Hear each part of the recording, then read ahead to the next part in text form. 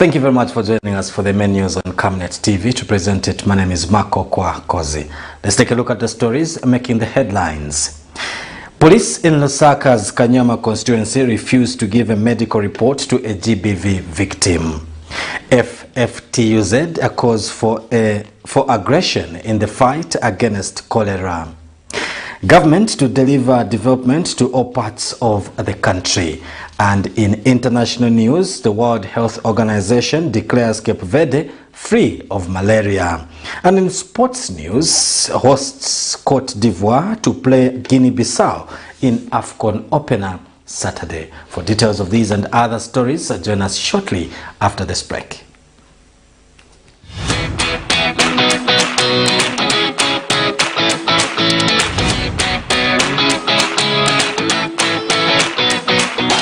It's a January back-to-school promotion bonanza at Darren Bay. Take advantage of our massive price discounts and turn your wonderful school-going kids into stars. With a cornrows hairstyle going at only 30 kwacha for kids below 13 years and 50 kwacha for kids above 13 years, your child is guaranteed that neat and trusted, classy look. This curly, knotless hairstyle is going for as little as 150 kwacha from as high as 200 kwacha, wigs included. Now that's a classy saving. The sleek ponytail going at 80 kwacha from 120 kwacha makes your little one look like a true princess. Gift your pretty one with this lovely natural twist for as low as 60 kwacha from 100 kwacha, beads included. Now that's a cute saving. Your princess will look stunning in this curly ponytail at only 90 kwacha from the original 110 kwacha. Now that is a great deal.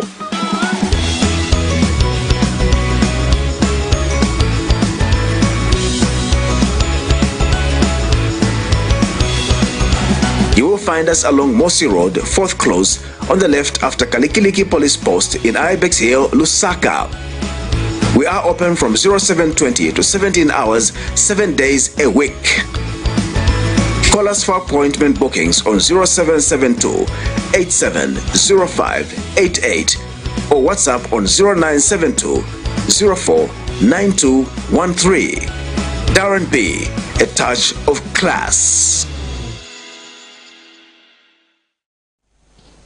Thank you very much for staying with us, and now the news in detail. Some residents of LUSAKA'S KANYAMA township have called on relevant authorities to put up a proper drainage system in the area.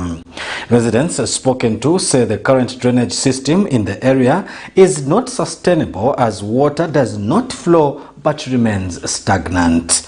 Meanwhile, Local Government and Rural Development Permanent Secretary for Administration, Mambo Hamaundu, says most drainages in Lusaka have been blocked due to human interference.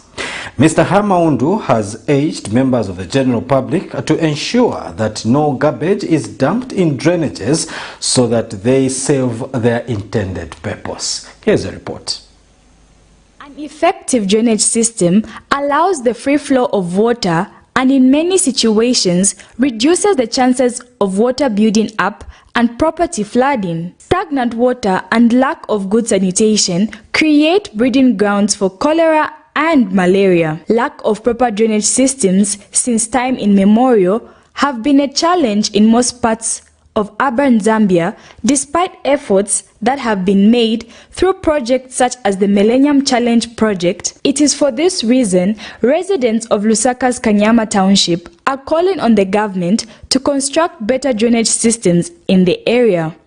One of the residents, Daniel Tembo, calls for the need to construct channels in which water collected by drainages in Kanyama can flow, explaining that currently rainwater remains stagnant. Minister of Kanyama to just look upon these drainages that we have, the stagnant waters, because you find that it's very much easier for us to get infected by cholera. Yes. So we're asking for the government to please, so that they can find the routes for the waters to go where the water is supposed to go. Because the water is we just have the problem of stagnant water, okay? So this is what we are just asking for. Otherwise, they did a very good job about putting the drainages, but we have the problem of stagnant waters. Meanwhile, Local Government and Rural Development Permanent Secretary Mambo Hamaundu is urging members of the public to desist from interfering with drainage systems around them. Drainages serve the purpose that they intended for, so that water continues flowing in the direction that it is designed to flow. I'm looking at a particular place such as in Kanyama. You know, when you're on Los Angeles Road, there are some parts of the drain which are blocked. But by design, that drain is meant to come into Lumumba Road. From Lumumba, it goes right up to Maziopa, into a natural river. That is how the drain has been designed. But because of human involvement, you find that water is blocked and it ends up filling the drain and overflowing and flooding houses within the communities of Kanyama. So my appeal to my brothers and sisters in Kanyama is that let us ensure that wherever we are, let us ensure that the drains are kept free. Let's not block them. Let us not dump garbage. Cherish Siwote for Camnet News, Lusaka. The Federation of Free Trade Unions of Zambia has called for aggression from government and other stakeholders in fighting the further spread of cholera. Union Secretary General Nelson Mwale says the outbreak of the disease has affected the country's formal and informal sectors. Mr. Mwale observes that the pandemic is undermining the country's productivity levels. Calling upon the good government of His Excellency President Hakainde to ensure that cholera is fought with aggression.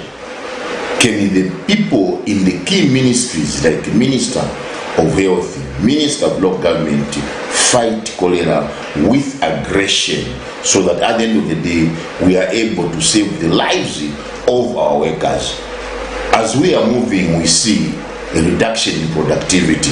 Why? Because the work schedules of our workers have been tempered with by the possibly measures that have been put in place just to try and keep cholera. And so we strongly appeal to the UPND government to ensure that cholera is fought with all the aggression that it deserves. Because at the end of the day, it is a healthy human resource that is able to serve accordingly. Otherwise, we saw devastating, effects of COVID-19, and so we can't afford again seeing the way cholera is ravaging the masses, including our innocent children that are now not going to school because of cholera. So it's a very, very great situation, and so going forward, I think preparations for the prevention of cholera must start earlier. In short, what I'm trying to say is we must see a government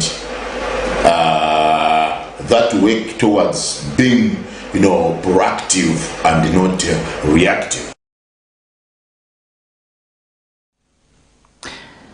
The Concerned Citizens Justice and Human Rights Executive Director Richard Nkoa says progress is being made in aiding a 29-year-old woman from LUSAKA'S Kanyama Township who endured physical abuse from her husband and her mother-in-law. In an interview, Mr. Nkoa says despite the mother-in-law agreeing to leave, the police have declined to provide the survivor with a medical report.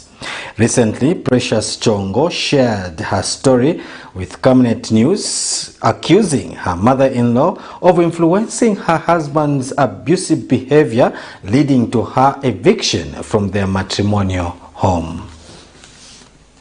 At the moment is that the husband has visited the matrimonial house, and the house is locked. The woman is just sleeping outside. There are some well-wishers that have decided to give the children shelter. Therefore, we are still appealing to the stakeholders that can come on board so that this woman, she can go back to the parents in Kasama. Because the situation now is bad, we have tried to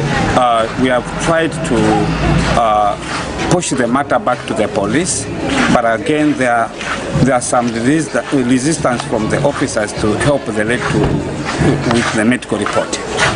We are also appealing to the High Command, the police High Command, that this lady can be issued with medical report so that the doctors, they can see her.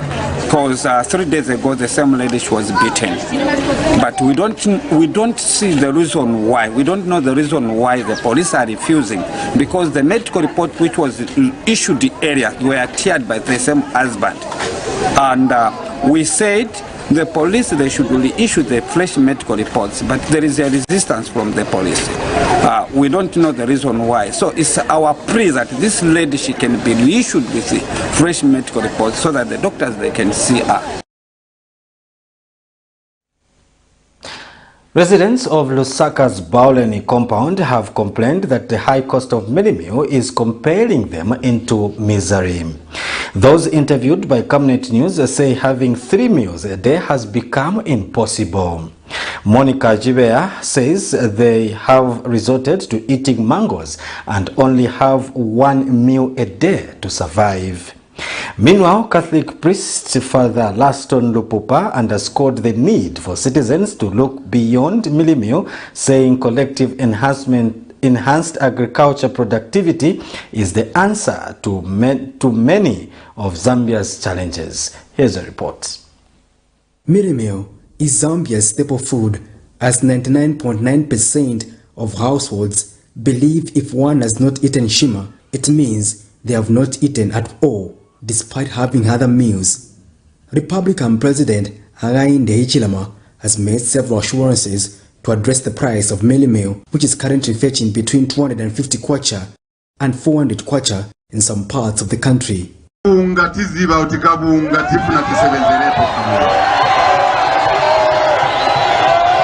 In Bauleni of Lusaka Central Constituency, one of the densely populated areas, the complaint is the same.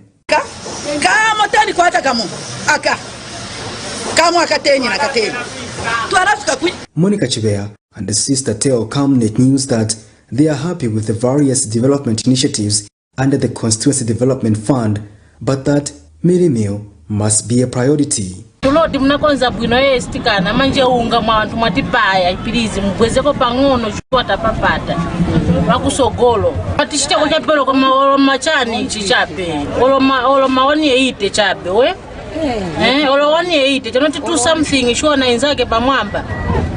They say eating 3 meals per day is an aspiration that remains uncertain. Katatia ikuseni ni gula chabe mango wazati ya kuseni mango kuja ni kumazulo kamozi mango apandeza hadi purumusa yani purumusa mango kuseni na pasa hapa grade 9 anadia 4 27 grade 9 apasa grade 10 chomu pasa hapa kulibe so vose ni mapresha eka mwe bantu.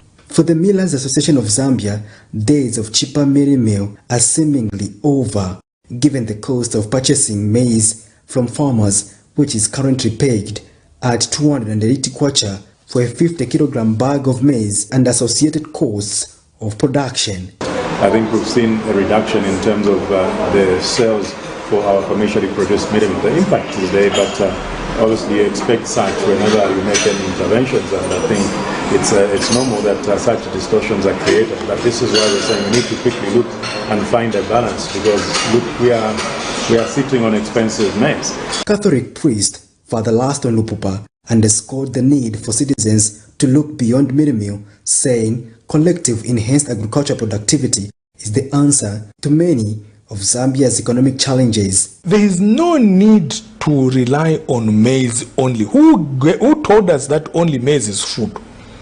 We can do away with maize and eat sweet potatoes, cassavas, peanut, butternuts, and talk about Irish potatoes. God looks at Zambia very sadly when he sees us worshipping him, praising him, but die of hunger because we are not investing in the soil. Patrick Soko, Camnet News. The Acta Maunga Foundation has commenced an extensive initiative concentrating on sports and empowerment activities in Kalomo district of the Southern Province. Speaking during the launch of the program, Acta Maunga, the foundation's founder, says the project aims to uplift the lives of vulnerable girls and boys in Mbole village. Mr. Maunga emphasizes the foundation's belief in the transformative power of sport and community involvement to bring about positive change. He reiterated that the foundation overall goal is to make the lasting positive impact on the residents of Chawina village through investments in sports and other employment opportunities. Here's a report. In a bid to foster community development and well-being, the Acta Maunga Foundation has initiated a comprehensive project focusing on sports and various empowerment activities. Mbole village, nestled in the heart of Kalomo district, Southern Province, is now buzzing with excitement and optimism. We chose sports because sport is a unifier, and we started our foundations with the football teams. So these football teams that you see playing, we have put them into projects, income generating ventures.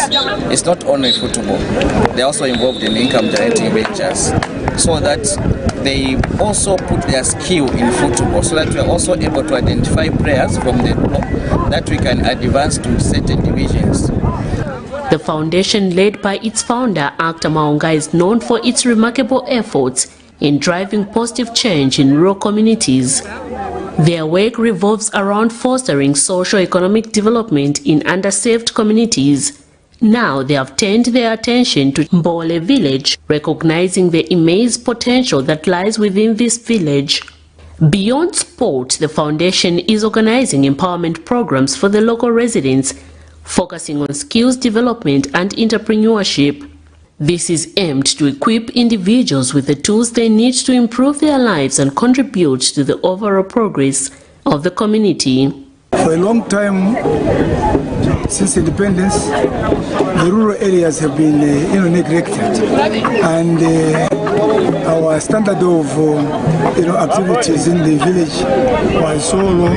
This time there's a lot of inspirations, because even the young people, the way you have seen them being many here, the new generation, they are happy. Karumba umusoba nuriwo uri byose ndagitiga ubenzuma bende buyoga botu ngupirwa muziyogo mubazwa yosiga botu gabotu. The beneficiaries are excited. I'm a girl with 24 years and I'm not married. I'm here for physical fitness because many of our youth, some they don't participate in any activity. That's why sometimes we can find time to come here to pray. Or some youth, you can find that they're absent-minded, right? And then when we are together, they are very much happy to pray with the others. Yes. As the sun set on the picturesque village, the Acta Maunga Foundation's mission to uplift and empower the community is set to begin. Which our focus is to foster development. Mugati igajo wojesu jina Kalomo. Tatuandi utumamu wawoti kutupamba roti, tuyaga kliniki, tukwashaba kumushi, tukwashaba majembere, mwawamba utiwatalika kukampena pepe. We are a non-governmental organization.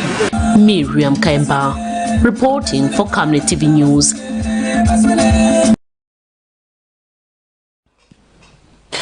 Acting Chief Mwanajingwala of Mazabuka District in the Southern Province says the Constituency Development Fund, CDF, has significantly elevated the living standards of Magoye residents. In an interview, the traditional leader highlights the positive impact on women who, through cooperative formations, have also reaped benefits. He has, however, underscored the need for increased awareness and education on CDF application process to bridge the information gap and ensure broader community access to the funds. This thing have changed the life completely. We have the secondary school, the schools, the CDF is there, and there are some changes. Some structures are there, new structures. Those that requires rehabilitations, they are minor, but we are having new ones. Go to the health posts. That is also a tremendous job, because we've inherited instead of coming up with the maternity wings, of which that was a big challenge to the mothers. It is there now. Coming to on the water system. Water system is there. Boreholes are being drilled by the same CDF. Go to other things like the empowering, the loan empowerment. People are getting the money. Not that the story is no, money is given. But we have a challenge on this. People still need more sensitization on the CDF. They have to really understand, because this information have to go deeper in the communities, because this money is theirs. Because you see, the president made it very, very clear that this money is moved from town to the local communities. So these locals are the owners of this money, but they are lacking information. What we're supposed to do is to take the information down to the lowest people, the access on that. You see that these disadvantages that are happening in the villages, just because people have no money, they have nothing to do, they'll do very well.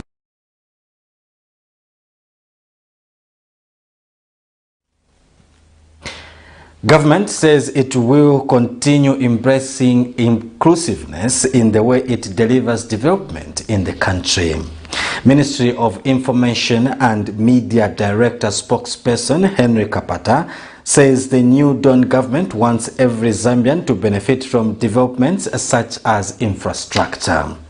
Speaking to Camnet television Saturday morning when he checked on a newly constructed Chongo Bridge in Manyinga district of the Northwestern Province using the Constituency Development Fund, CDF, Mr. Kapata said the piece of infrastructure will boost the local economy as people patronize the two communities that were once cut off. And a teacher at Chongo Primary School, Paul Mafulela, said the bridge will help the residents, especially pupils, to safely cross as they go to school. What is happening here is that we are seeing this particular bridge, which is a link between two communities. It was impassable before this bridge, and what we are looking at is an accessible facility that should be able to cater for the business fraternity to cross over to the other side. Of course, we have a farming block in this area. Now, this is what government has been talking about, inclusiveness with regards to development throughout the country, so that everybody benefits from such infrastructure, so that the economy can be boosted as a result of people patronizing both sides. Because this is one area that was impassable, the Chongo Bridge. Now it is done, so we expect a lot of business going on between the other side and this other side, which was impassable. And government will be doing this and shall continue to do this throughout the country, as per promise by the President of the Republic of Zambia. 8 years now. Actually, those days it was a little bit difficult for us school-going children to cross. Mostly, the parents used to ferry them to the school when it's the flood time like this time. Yeah. The Opposition Patriotic Front member of the Central Committee, Dr. Canisius Banda, has observed that the uprising of the regional groupings such as Jundu Jaitwa, Umozi Kumawa, Kola, among others, should be regarded as a concern from government. Speaking to Camnet News, Dr. Banda says the emerging of regional groups in the country calls for the need for government to analyze its actions on the distribution of resources in the country. He alleges that the groups are re-emerging in the country due to lack of unity and unequal distribution of natural resources. Here's a report.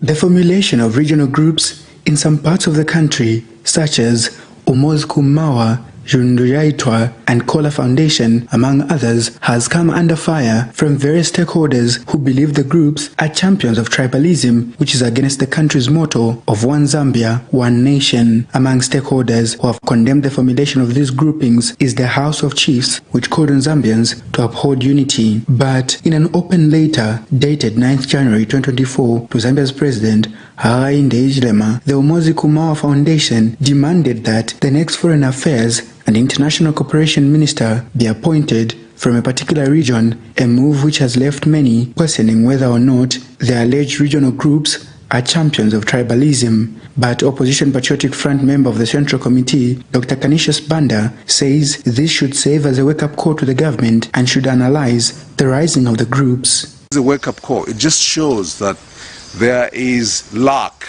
in the country. People want to participate in the governance of their country. People want money in their pockets. People want the prices of goods and services to be affordable. People want access to clean and safe water. They want free education of the required quality, health care of the required quality. They shouldn't be swallowing feces and dying from cholera, typhoid and dysentery. So there is a perception, and perhaps even they feel it, something felt, that we are excluded from national activities. Dr. Banda, however, observes that individuals forming such groups should not be bitterly judged, as it is their traditional right, but calls for the need for the country to remain united regardless of ethnicity. They feel, hey, we have been abandoned, we've been neglected. We must remain united. You know, the Mbewes, the Manyengos, the Mbundas, the Nkoyas, the Luvales, Kaondes, Chewas, Ngonis, and Wushis, Namwangas, Mambwes. All these are ethnicities in Zambia. Every one of them is Zambian. Recently, regional groupings have emerged in some parts of the country, raising concerns among many Zambians. Nelson Zulu for Camnet News, Lusaka. On that note, we break for some commercials. We have more news coming up. Don't go away. Potatoes, the unsung heroes of flavor. From crispy chips to creamy mash, potatoes are the versatile superstars of your kitchen. Grown with love by our dedicated workforce drawn from around the community of Kalavana. Savenda Farm's commitment is to see to it that we have potatoes that are grown right, healthy, big and tasty. For that quick fix or big celebration or that meal that brings family together, top chefs rely on the Savenda potato to create culinary masterpieces. And for others, it's that icebreaker to a delightful conversation. So, embrace the magic of Savenda potatoes. They're not just a side dish, they're the heart and soul of your kitchen. Savenda, save nations, develop Africa.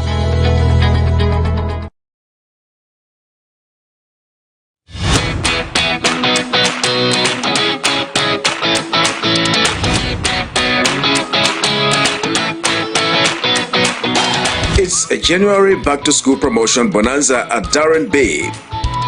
Take advantage of our massive price discounts and turn your wonderful school-going kids into stars. With a cornrows hairstyle going at only 30 kwacha for kids below 13 years and 50 kwacha for kids above 13 years, your child is guaranteed that neat and trusted, classy look.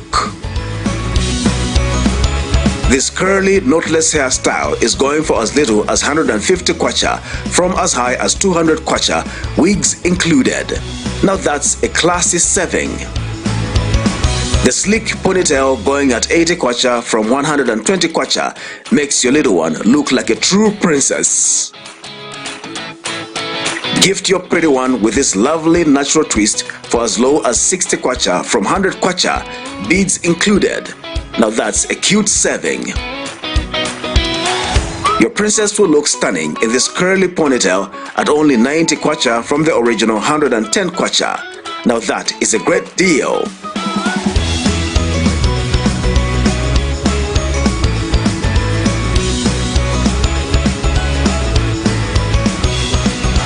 You will find us along Mossy Road, 4th Close, on the left after Kalikiliki Police Post in Ibex Hill, Lusaka. We are open from 0720 to 17 hours, 7 days a week. Call us for appointment bookings on 0772 870588 or WhatsApp on 0972 04 9213. Darren B, a touch of class.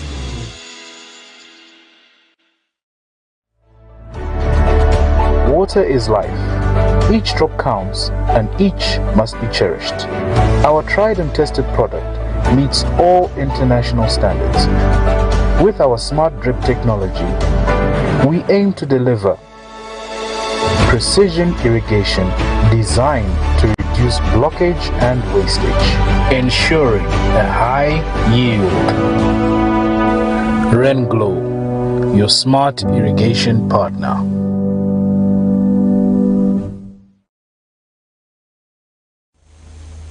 Welcome back. We continue with the news. Opposition FERA Member of Parliament Emmanuel Tembo has called on government to consider cropping wild animals in order to safeguard the livelihood of the people of Luangwa district. Mr. Tembo predicts that if no security measures are implemented to tame the wild animals, people's agricultural food may be destroyed, contributing to the already existing hunger situation in the area. The parliamentarian suggests cropping or relocating as a lasting solution to ensuring people's lives and agricultural fields are not destroyed. More animals coming to people's residences, and we have less manpower on the part of the ZAWA or the wildlife officers. This is a big challenge, but more so the UPND government has adopted a policy to protect animals, okay, reportedly because of tourism or many other things, but we know that they are citing international agreements that protect the species of hippos, elephants, crocodiles. These animals are part of the ecosystem. But you see, they've reached a level where they're eating us. Our children are eaten every day by crocodiles. The elephants are killing people, not only in FERA, but the country at large. And indeed, because of poor government policy in protecting people against animals. And they're also, even worse, these animals, when they run out of food, they come and eat people's food. So the solution lies in cropping. And there's nothing wrong with cropping animals. It's just to reduce their numbers. Either you sell them or you kill them for meat and hide, and you get a lot of money out of there as a government. But at the moment, there appears and there is clear protection of animals to the detriment of the people. So we have that huge problem. The Immigration Department has apprehended 159 individuals following a cleanup operation in various parts of the country. Immigration Public Relations Officer Namati Nshinka told Camnet News in a statement that out of the 159, 37 are Burundians, 7 Tanzanians, 4 Congolese and 2 Chinese, whilst the other 2 are Rwandese, 2 Zambians and 1 Egyptian. Mr. Nshika says all suspects are detained pending further screening and possible prosecution. He says 72 convictions were made in the period between 9th to 11th of January 2024. He also disclosed that the Immigration Office carried out a mass removal exercise where 34 Burundians, 8 Tanzanians, 5 Rwandese and 1 Ugandan were released, bringing the total number to 95. The Lusaka Regional Immigration Office on 10th January 2024 apprehended 55 persons in a cleanup operation conducted in Lusaka's Chawama, Kamwala South, Chalala, Kalingalinga, PHI and Mtendere. Those nabbed were 37 Burundians, 7 Tanzanians, 4 Congolese and 2 Chinese. Others were 2 Rwandese, 2 Zambians and 1 Egyptian. All suspects are detained pending further screening and possible prosecution. Similarly, Immigration Headquarters on 9th January 2024 apprehended 20 suspected prohibited immigrants in a routine cleanup operation conducted in various parts of Lusaka. Those arrested were 9 Chinese nationals, 3 Congolese refugees, 2 Burundian refugees, and 2 Zimbabweans. Others were 1 Burundian national, 1 Ghanaian, 1 Rwandese refugee, and a Tanzanian. Most Chinese were nabbed for failing to observe the terms and conditions of their employment permits, such as engaging in the wrong occupations and working at the wrong companies or branches. Meanwhile, all the refugees were apprehended for residing outside refugee settlements without authority and engaging in business without permits. The rest of the suspects were nabbed for illegal entry and unlawful stay. The 2 Lusaka cleanup operations brought the number of persons apprehended for various immigration offences countrywide between 9th and 11th January 2024 to 159. Further, the Kabwe Regional Immigration Office on 11th January 2024 removed 48 illegal immigrants from the country after they paid court fines for various immigration offences. Those removed in the mass removal exercise were 34 Burundians, 8 Tanzanians, 5 Rwandese, and 1 Ugandan. The Kabwe mass removal exercise brought the number of removals between 9th and 11th January 2024 to 95. Furthermore, on 9th January 2024, the Livingstone Regional Immigration Office secured the conviction of a 24-year-old male Gambian teacher for unlawful stay, contrary to Section 11.3 of the Immigration and Deportation Act No. 18 of 2010 of the laws of Zambia. Daboyo Buba was intercepted by immigration officers on 2nd January 2024 when he attempted to exit the country at the Kazungula one-stop border post. An examination of his passport, which he had presented to an immigration officer, revealed that he had overstayed in the country for over 2 years, having entered the country through Kasumbalesa border control on 14th September 2021. On 9th January 2024, the Livingstone Magistrate Court convicted and sentenced him to pay a fine of 12,000 kwacha or 9 months simple imprisonment. The Livingstone Court outcome brought the number of convictions secured by the Department of Immigration between 9th and 11th January 2024 to 72.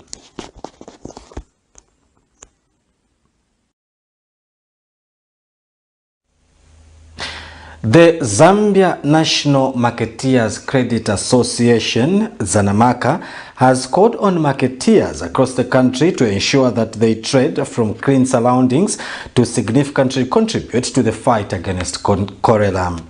Association President Mupira Kamea observes that marketeers play a critical role in the fight and that they must fully be involved. He says traders should not wait for the council or government to clean their trading places. Mr. Kamea says market leaders should ensure that all traders take the responsibility of cleaning their surroundings. He says the epidemic will also hurt their businesses, hence the need to ensure that they play their role in cholera elimination fight. We need a multi-sectoral approach.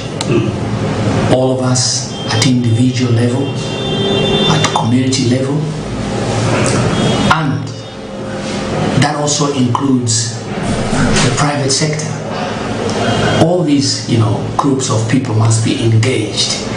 There shouldn't be a gap like it is the responsibility of the local authorities to clean our markets, to clean our streets and, collect garbage and all that. It should be all of us our responsibility. No politics attached, because health is not about politics. Blame game, that's not the issue. Because some people may be blaming government for cholera. That's not it. We must blame ourselves as a country. As long as we are in this country, we need to participate, support what government is doing to mitigate this cholera. But it has to start with us. Where we live, how is our surrounding in terms of laboratories and all that stuff. Where do we throw our garbage? The garbage system collection, how is it in our compounds? That's where it starts.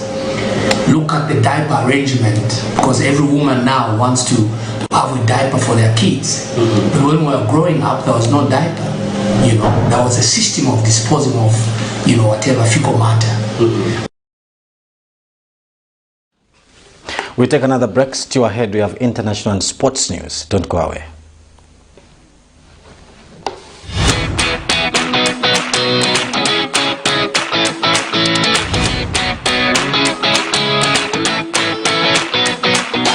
It's a January back-to-school promotion bonanza at Darren Bay. Take advantage of our massive price discounts and turn your wonderful school-going kids into stars. With a cornrows hairstyle going at only 30 kwacha for kids below 13 years and 50 kwacha for kids above 13 years, your child is guaranteed that neat and trusted, classy look. This curly, knotless hairstyle is going for as little as 150 kwacha, from as high as 200 kwacha, wigs included. Now that's a classy saving. The sleek ponytail going at 80 kwacha from 120 kwacha makes your little one look like a true princess. Gift your pretty one with this lovely natural twist for as low as 60 kwacha from 100 kwacha, beads included. Now that's a cute saving. Your princess will look stunning in this curly ponytail at only 90 kwacha from the original 110 kwacha. Now that is a great deal.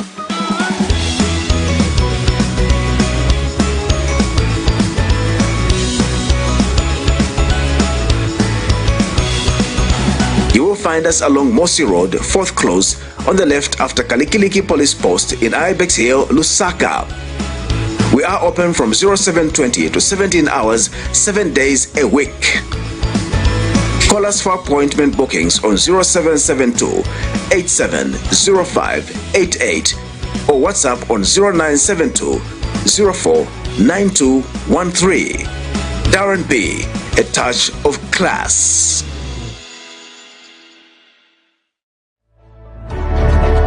Water is life. Each drop counts and each must be cherished. Our tried and tested product meets all international standards. With our smart drip technology, we aim to deliver precision irrigation designed to reduce blockage and wastage, ensuring a high yield. Renglow, your smart irrigation partner.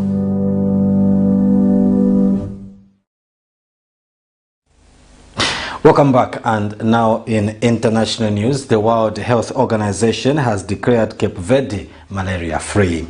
The West African archipelago, one of 9 islands, was officially certified by the international body during the live ceremony on Friday, which was attended by the WHO Director General, Dr. Tedros Adhanom Ghebreyesus. Cape Verde Prime Minister Ulysses Correa Silva welcomed the milestone. The historic milestone makes Cape Verde only the 3rd country in Africa, in the African region, to achieve elimination status of the disease, following Mauritania and Algeria. According to the WHO, Africa carries a disproportionately high share of the global malaria burden. In 2022, the region was home to 94% of malaria cases and 95% of malaria deaths. Here now is a roundup of international news. Cape Verde has been declared malaria-free by the World Health Organization. The West African archipelago received its certification at a ceremony Friday in the capital Praia, attended by the WHO Director General. I think the world is not smiling much, but I think today we have a reason to smile. At least there is one good news, and we hope we will have more good news in 2024 for our troubled world. As you know, malaria is one of the oldest known diseases. It has afflicted humanity for millennia, and it has affected the people of Cabo Verde since these islands were settled in the 15th century. But from now on, we will speak about malaria in Cabo Verde in the past tense. And it gives me great pleasure to announce that on the advice of the WHO Technical Advisory Group on Malaria Elimination and Certification and the WHO Malaria Policy Advisory Group, I have certified Cabo Verde as malaria-free. Speaking at the ceremony, the Prime Minister of Cape Verde said he was happy with the breakthrough, which he said would change the public health landscape in the country. This is a historic moment that we are celebrating, an important milestone with a positive impact on the health and quality of life of Cape Verdeans, as well as on the country's international reputation. For a country where tourism is the main economic activity, eliminating malaria means lifting a constraint on mobility, eliminating a negative perception, and boosting health confidence.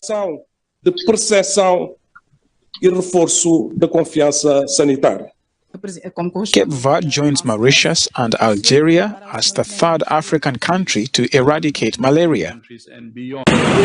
A tussle is building up between the judiciary and the executive branches of government in Kenya.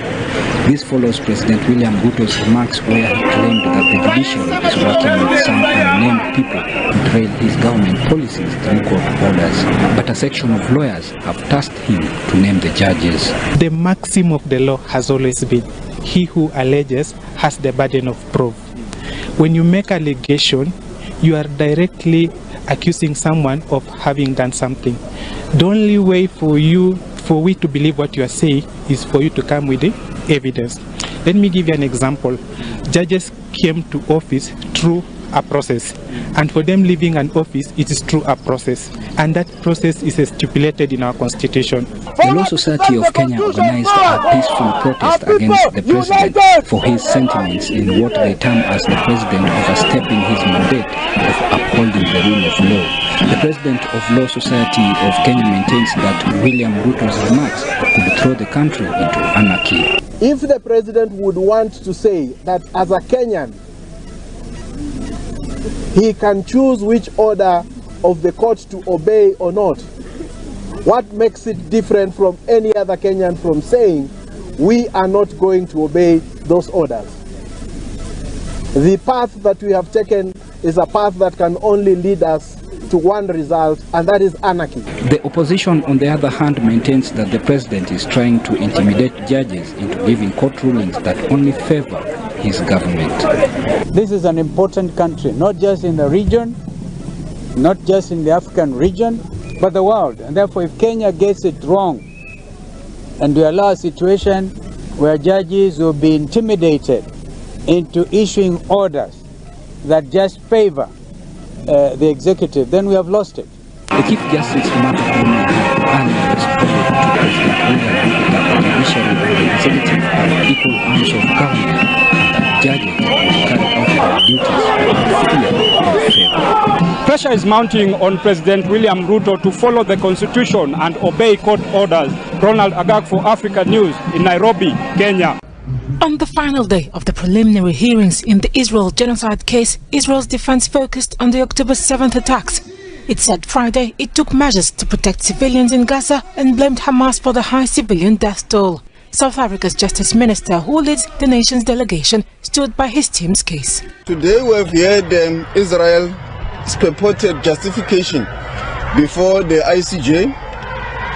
Some of the points made are astonishing and are not backed by facts and the situation on the ground. Israel suggests that the Genocide Convention is primary for their protection, and because of that is not capable of violating its own provisions. The state of Israel today has failed to disprove South Africa's compelling case that was presented before the court yesterday. An Israeli legal advisor argued that South Africa's request for an immediate halt to the fighting amounts to an attempt to prevent Israel from defending itself. Minister Lamola said the case was brought before the court for justice's sake. This is not revenge from South Africa against Israel. We are standing on a principle that any apartheid state anywhere in the world has been declared as a crime against humanity. So it will never be allowed to happen anywhere, and that is a UN convention. So we are here to protect the rights of the people of Palestine in Gaza. The president of the International Court of Justice said it would rule on South Africa's request for urgent measures as soon as possible. A decision in the merit of the case could take years.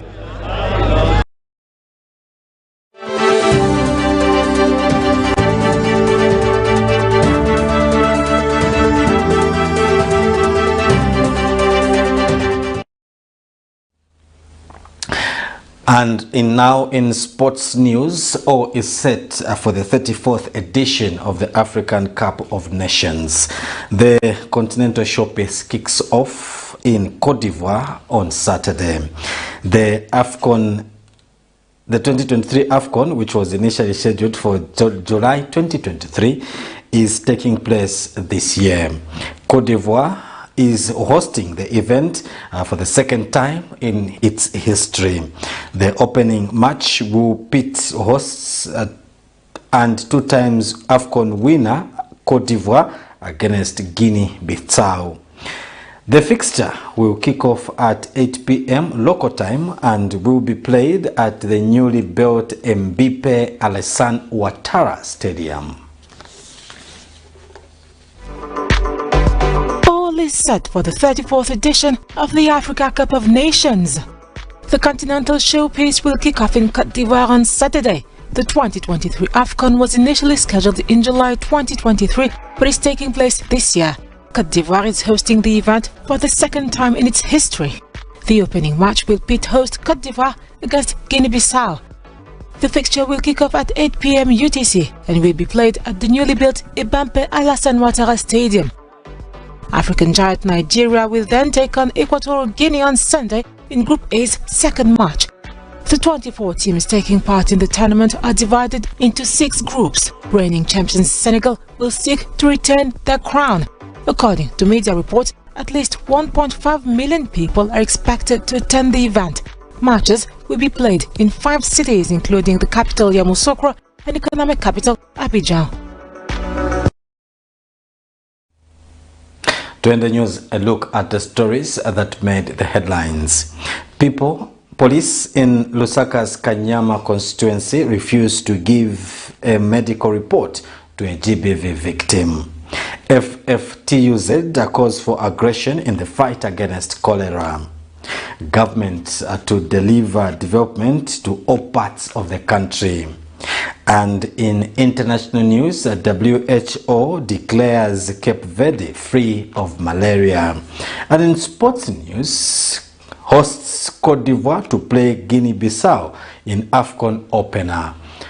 And we now look at the Camnet verse of the day, and today it comes from the book of Jeremiah chapter 29 verse 11, and it says, "For I know the plans I have for you, declares the Lord, plans to prosper you and not to harm you, plans to give you hope and a future." That's it. That's all we had for the news. Don't forget to join us for another bulletin. On behalf of the entire news team, have a blessed night.